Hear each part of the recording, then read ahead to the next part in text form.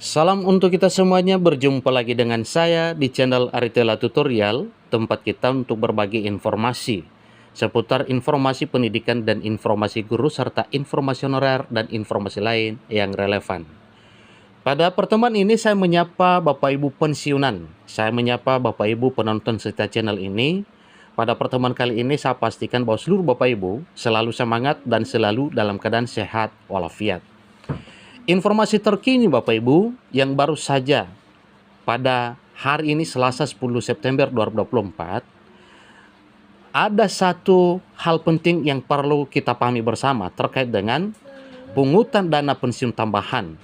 Nah, hal ini Bapak Ibu telah dibicarakan di forum paripurna DPR RI mengenai program tambahan dana pensiun ini. Walau dari anggota DPR RI muncul pertentangan tentang hal ini, mengingat satu dan lain hal, tetapi ada baiknya sebagaimana dijelaskan pada informasi kali ini. Nah, satu informasi yang dimuat oleh Detik Finance dengan judul bakal ada pungutan dana pensiun tambahan. Asosiasi Dapen usulkan ini. Dana Dapen artinya dana pensiun Bapak ya. Asosiasi dana pensiun mengusulkan begini.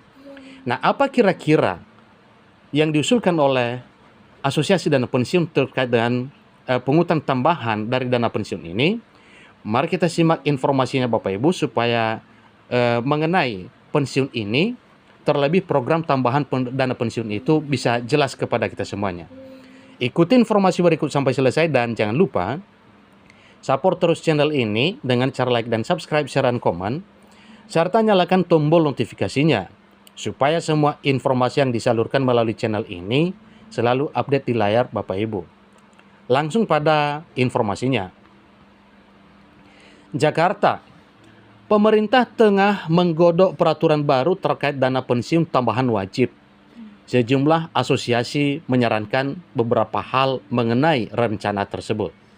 Karena di sisi lain, dengan penambahan dana pensiun ini, ada sisi positifnya, sebagaimana penjelasan dari Direktur Eksekutif Asosiasi Dana Pensiun Lembaga Keuangan DPLK. Nah, apa yang disampaikan di sana Bapak Ibu? Direktur Eksekutif Asosiasi Dana Pensiun Lembaga Keuangan DPLK, Syarif Yunus, melihat rencana tersebut mempunyai tujuan yang baik. Pasalnya, pensiun yang diterima oleh pensiunan relatif kecil, yakni 10-15%.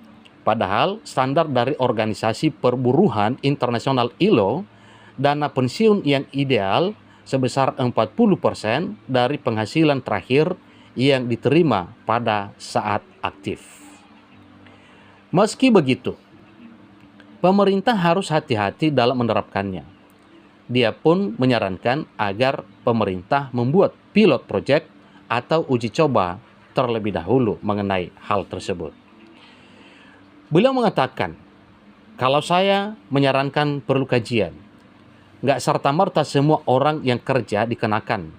Mungkin dibikin dulu pilot projectnya di pekerja yang top level di atas 10 juta, baru nanti pekerja UMR, kata Syarif kepada Detikom pada Selasa 10 September 2024. Dia juga mengusulkan agar pegawai dengan gaji di bawah UMR agar bersifat sukarela. Menurutnya, hal tersebut semakin menambah beban mereka. Dia juga menegaskan agar semua masyarakat tetap mengawal rencana tersebut, mulai dari skema, dikelola siapa, hingga asal iurannya. Ketiga hal di atas sangat penting baginya lantaran dana yang dikelola bersifat jangka panjang dan melibatkan banyak orang. Beliau mengatakan bahwa yang perlu dikawal soal skemanya kayak gimana. Kedua soal providernya siapa. Terus ketiga, dari mana asal iurannya, perusahaan-kah, pekerja-kah, bagaimana untuk membuat profesional menjadi tata kelola baik. Karena ini urusan duit orang di hari tua, karena jangkanya panjang. Saya nggak apa-apa dipotong asal yang megang duit saya benar. Yang repot dipotong duit saya hilang. Makanya mari kita kawal sama-sama mengenai rencana ini, karena saya yakin rencana ini baik jelasnya. Nah, dengan demikian Bapak Ibu, bahwa memang program ini adalah program yang baik demi para pekerja ke depan apabila pensiun, supaya mendapatkan dana pensiun yang cukup besar. Sementara itu, staf ahli Asosiasi Dana Pensiun Indonesia ADPI, Bambang Sri Mulyadi, menyambut baik terkait rencana pemerintah tersebut. Meskipun begitu, dia menekankan pemerintah perlu adanya harmonisasi antar lembaga pengelola dana pensiun agar tidak semakin memberatkan bagi para pekerja. Asosiasi itu kan dari industri. Kalau industri sih sebetulnya pasti menyambut baik semua rencana pemerintah. Hanya saja rencana itu harus diharmonisasikan dengan lembaga lain. BPJS Kesehatan, BPJS Ketenagakerjaan, dan sebagainya itu kan juga udah memungut dari pemberi pekerja. Dengan rencana itu apakah memberatkan tenaga kerja atau tidak? Atau bagaimana? Kata Bambang kepada Detikcom. Dia juga menyarankan agar peraturan tersebut diimbangi dengan beberapa alternatif. Misalnya, insentif untuk pengusaha. Dia menilai pemerintah juga mempertimbangkan kondisi keuangan pengusaha. Pasalnya, pengusaha atau pemberi kerja juga dikenakan tarif potongan dana pensiun bagi pekerjanya. Ada pengusaha mampu atau tidak apabila ada tambahan potongan lagi. Jika tidak, hal itu akan berdampak pada kelangsungan perusahaan. Untuk itu dia mendorong pemerintah agar memberikan insentif kepada pemberi kerja sebagai suntikan. Hanya saja kita sekarang harus melihat dulu kondisi daripada pemberi kerja itu seperti apa. Di samping kondisi keuangannya, dia kemampuan dan kemauan untuk membentuk dana pensiun seperti apa. Kan begitu.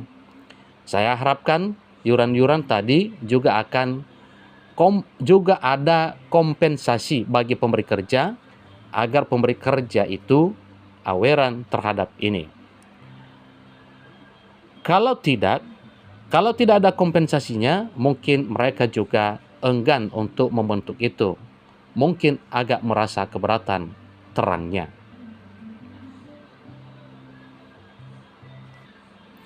Demikian informasi terkini Bapak Ibu mengenai tambahan pungutan dana pensiun. Semoga informasi ini bermanfaat. Sampai ketemu pada informasi berikutnya. Terima kasih.